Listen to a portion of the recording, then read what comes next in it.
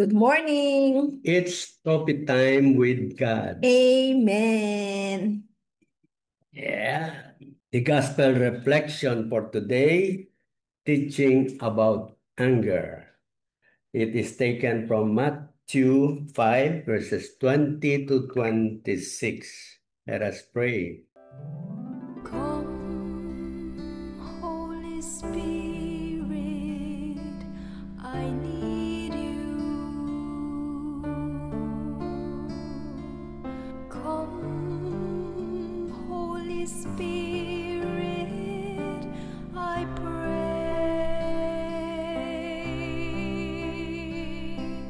Come with your strength and your power. Come in your own special way.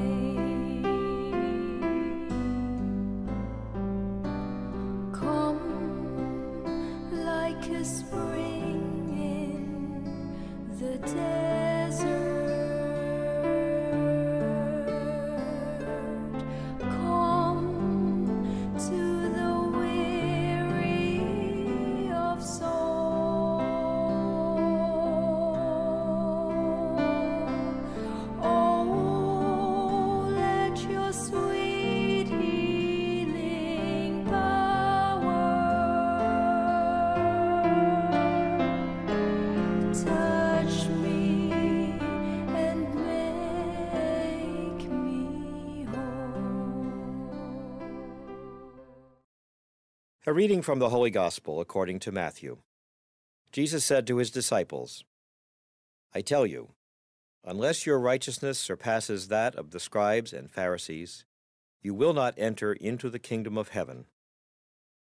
You have heard that it was said to your ancestors, You shall not kill, and whoever kills will be liable to judgment. But I say to you, whoever is angry with his brother will be liable to judgment. And whoever says to his brother, Raca, will be answerable to the Sanhedrin. And whoever says, You fool, will be liable to fiery Gehenna. Therefore, if you bring your gift to the altar, and there recall that your brother has anything against you, leave your gift there at the altar.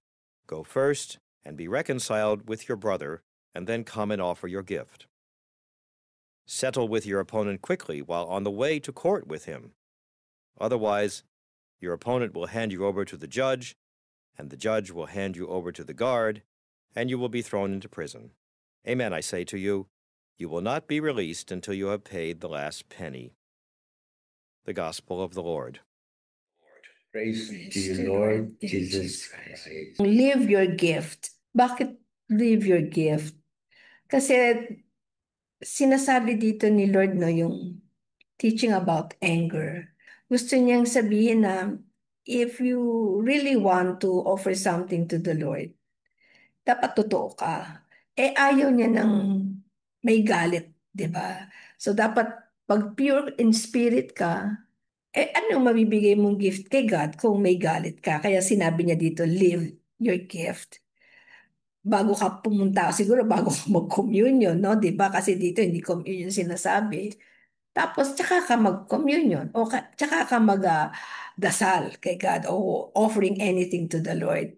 Parang mag-ano ka, kumbaga sa ano mag-confess ka, tignan mo kung ano yung meron ka bang taong kaaway. Kasi pag nag-confess ka na, ilalabas mo yon. Tapos later on, yung feeling mo na parang pinatawad mo na siya, siguro okay, para sa akin okay na yun. Malaking bagay na yun. Yung spirit nandun na kasi at peace ka na eh. So pwede mo na ngayon mag-offer kay God kasi humingi ka na ng tawad. Tapos wala na yung galit mo.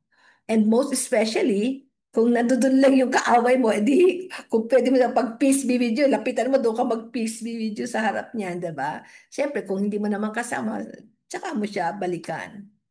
Yon. So, yan lang yung sa akin. Yeah, so live your gift.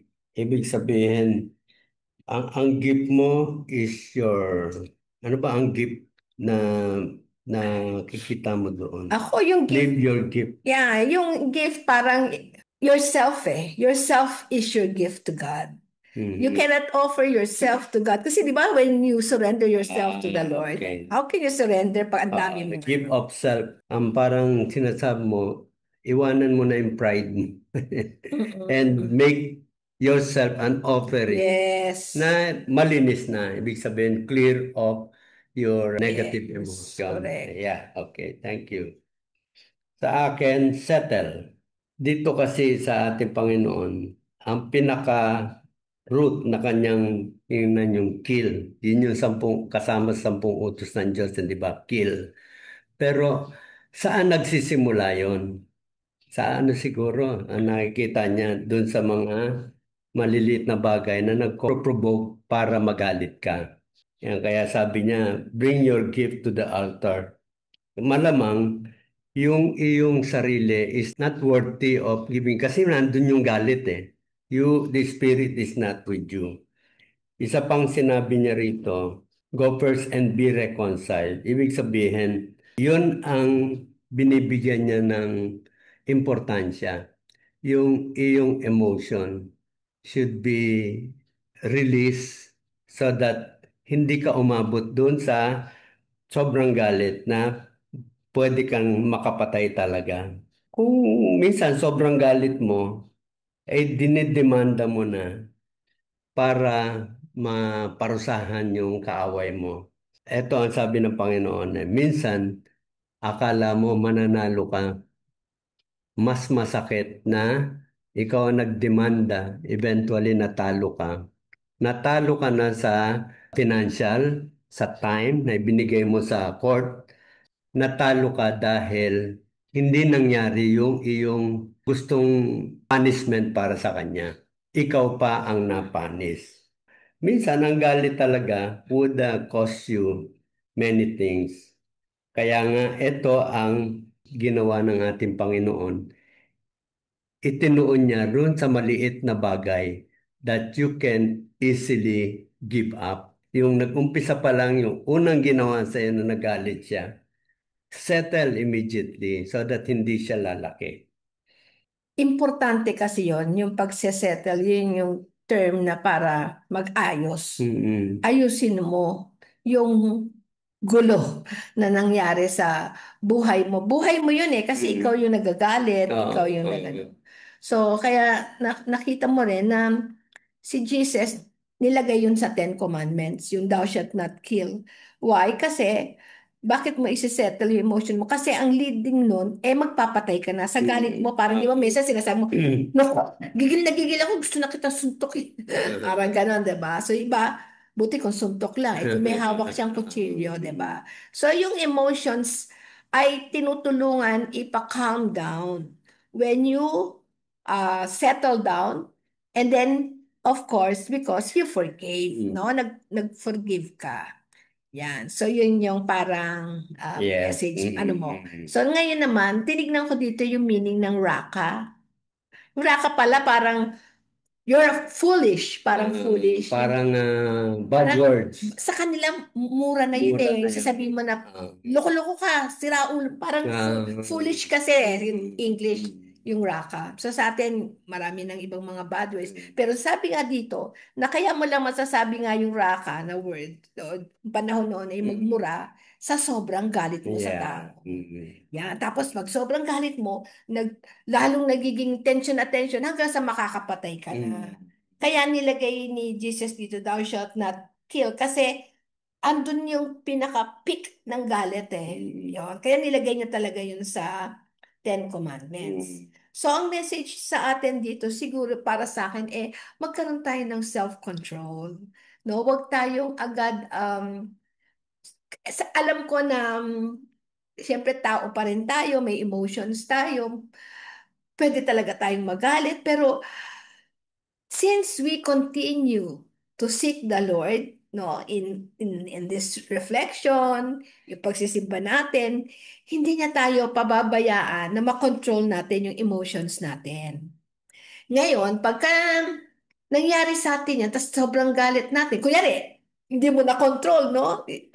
Meron namang pagbabalik. Ang importante dun yung bumabalik ka. Kaya nga sabi dito, example niya, Hindi yung pag-self-control, kundi yung sabi niya, bago ka mag-offer sa akin, balikan mo yung nakaaway mo. So, ibig sabihin, alam ni Lord, dahil siyang nag-create sa atin, alam niya na darating yung time talagang may makakaaway ka.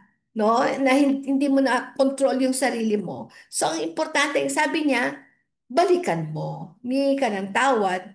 At humingi ka ng tawad kay God, siguro through confession. And then, personally, yung tao na yun, kung kaya mong mapuntahan, humingi ka ng tawad. Yun. Tapos, makikita mo, pag ginawa mo yun, hindi mo na, hindi ka na nakahantong doon sa Ten Commandments na thou shalt not kill. Pagkatapos yung pang-feeling mo, magiging magaang. Pwede ka na ngayon pumunta kay God. Pwede mo na sabi mo ulit, Lord, I'm offering you myself. Pwede mo na ngayon sabihin yun. Kasi ginawa mo na yung sinabi niya sa iyo. Preparation yan preparation to offer yourself to God. So you have to be clean. Kaya rin meron tayong confession. Amen. Ang isa sa paraan para ma-contain mo yung galit or para mawala yon is to forgive. To Yes. forgive. Okay. So, dadagdagan ko lang yon. Ito, dahil nandun tayo sa Commission of the Family, gusto ko ngayon ituon doon sa mga mag-asawa na madalas sila nag-aaway. Madalas nag-aaway.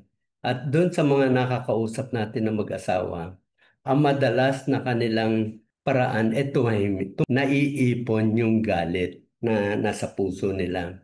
Kasi ayaw nila mag-away, no? They thought na pagka tumahimik sila, masosolve na mag-isa yon. Ang gusto ko ngayong ituon dito, ang kanilang prinsipyo or ang kanilang paniniwala ay sana maunawaan nila na yung, kaya nga yun ang sinasabi ni Jesus isettle mo agad yan so that hindi siya nagpapatong-patong hanggang sa maging kasagaran na yung inyong relationship, yung inyong ipinangako sa Panginoon na magsasama kayo habang buhay. Yan na ang inyong pinapatay sa sakramento ng kasal. Yan ang inyong papatayin pag inyong pinabayaan.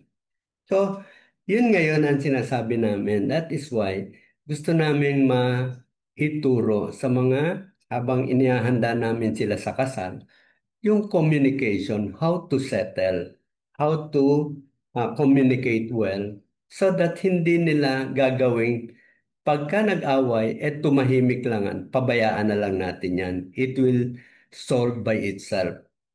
Hindi po kami naniniwala kasi sa ganon. Marami na kaming nakita, ako mismo. No?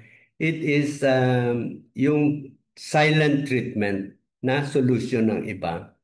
Ayun ang nagiging cause. Pagdating ng time, kasukdulan na, hiwalay na. Hiwalay na ang solusyon. Nag-agree ako. Siyempre, when you settle, you need to talk, you need to forgive. Diba? And then, clear slate kayo pagkatapos ng inyong pagtatalo, naging mainit ang pag-aaway, madali pang magawa yon kung maliit pa lang yung Pero pagka nagpatong-patong na, it will really lead, alam ng ating Panginoong Hesus yun, it will really lead to murder. Sa atin, pagka naghiwalay ang mag-asawa, it is healing yung inyong pamilya. Actually, pamilya ang nasisira pagka naghiwalay ang mag-asawa. Okay, so sana maging natin ito, no? Kasi hindi yung patay na mismo na physically. Amen. Settle and forgive. Yes. Good morning. See you tomorrow.